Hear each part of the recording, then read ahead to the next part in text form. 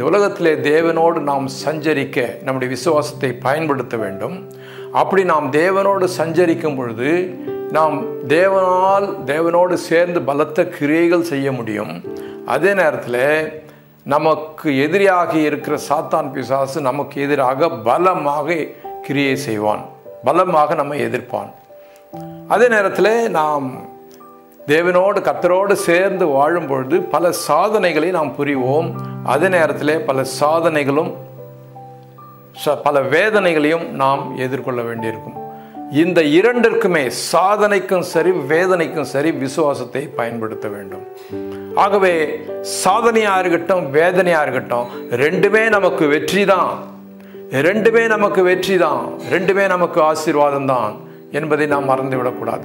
சாதனை வந்தால்தான் ஆசீர்வாதம், வேதனை வந்தால் ஆசீர்வாதம் இல்லை என்று நினைக்கக்கூடாது. அந்த வேதனையும் நமக்கு ஆசீர்வாதம் தான்.